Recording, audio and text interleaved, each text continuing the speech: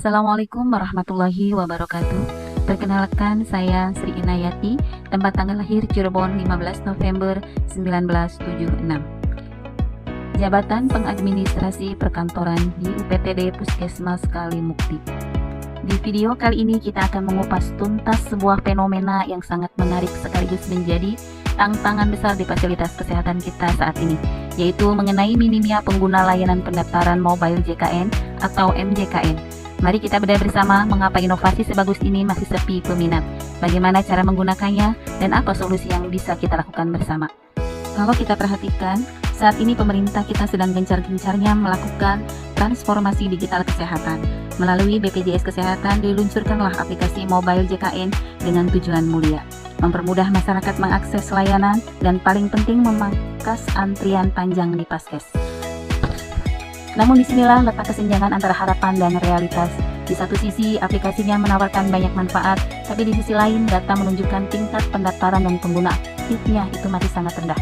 Ini tentu menjadi masalah kritis yang perlu kita kaji mendalam, terutama bagaimana peran kita sebagai pelayanan publik atau tenaga P3K dalam merespon situasi ini. Secara regulasi, pelaksanaan Jaminan Kesehatan Nasional atau JKN ini diatur dalam Undang-Undang Nomor 40 Tahun 2004 tentang Sistem Jaminan Sosial Nasional. Di dalamnya ditekankan bahwa digitalisasi itu penting untuk meningkatkan efisiensi dan transparansi layanan administrasi. Jadi dengan adanya transformasi digital ini, JKN diharapkan mampu mengoptimalkan pelayanan kesehatan lewat berbagai platform yang sudah diakses oleh seluruh lapisan masyarakat. Inilah dia aplikasi mobile JKN atau MJKN. Inovasi digital yang memberikan kemudahan akses bagi peserta. Ada 4 fitur utama yang wajib kita tahu. Yang pertama, antrian online, yaitu daftar antrian Paskes tanpa perlu hadir langsung. Yang kedua, perubahan data, yaitu update data kepesertaan secara mandiri dan mudah. Yang ketiga, ketersediaan rumah sakit, yaitu mengetahui informasi ketersediaan tempat tidur di rumah sakit. Dan yang keempat, info iuran, yaitu pengecekan informasi terkait iuran BPJS Kesehatan. Nah, melihat fiturnya yang luar biasa ini, cara daftarnya sebenarnya sangat mudah dan cepat. Mari langsung kita simulasikan cara pendaftarannya secara online dari HP.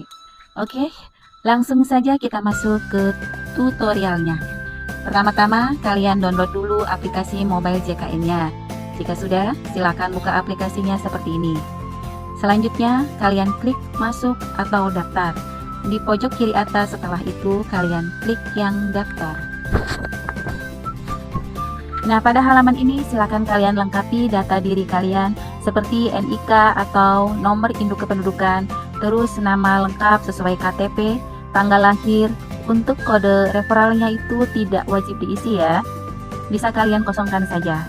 Dan untuk captchanya tinggal kalian ketik ulang angkanya atau bisa kalian ganti jika kurang jelas.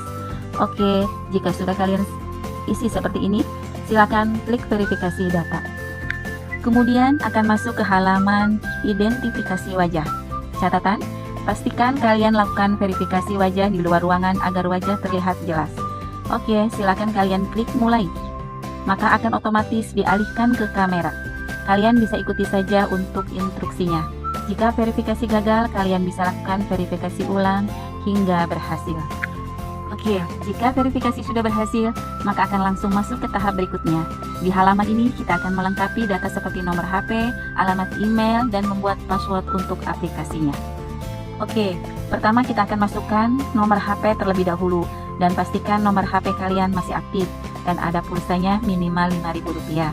Setelah kalian ketikkan seperti ini, lalu kalian klik kirim SMS. Nah, jika muncul seperti ini, tinggal kalian centang dan klik selanjutnya. Kemudian masukkan kode OTP yang telah dikirim melalui SMS ke nomor HP kalian tadi. Jika sudah, klik verifikasi. Lalu berikutnya kita akan masukkan alamat email yang aktif. Tinggal kalian ketikkan saja. Jika sudah, klik kirim kode verifikasi. Kemudian masukkan kode OTP yang telah dikirim melalui email kalian tadi ke sini. Jika sudah, klik verifikasi. Selanjutnya silakan kalian buat password untuk akun atau aplikasi mobile JKN-nya. Tinggal kalian ketikkan saja, bisa menggunakan kombinasi huruf besar, huruf kecil, angka, dan simbol supaya lebih aman. Kemudian masukkan ulang password yang kalian buat tadi di konfirmasi password ini. Jika semuanya sudah diisi, klik registrasi. Nah, bisa kalian lihat bahwa pendaftaran akun mobile JKN Anda telah berhasil. Silahkan kalian klik kembali. Kemudian di langkah selanjutnya kita akan melakukan login ulang. Silahkan kalian klik yang masuk. Di halaman ini kalian bisa masukkan NIK kalian yang telah didaftarkan tadi. Terus masukkan password mobile JKN yang kalian buat sebelumnya. Dan ketikkan kode captcha-nya. Oke, jika semua sudah diisi, klik masuk. Kemudian, klik selanjutnya, lalu kalian centang dan klik setuju. Langkah selanjutnya kita akan buat PIN. Silahkan kalian klik daftar PIN.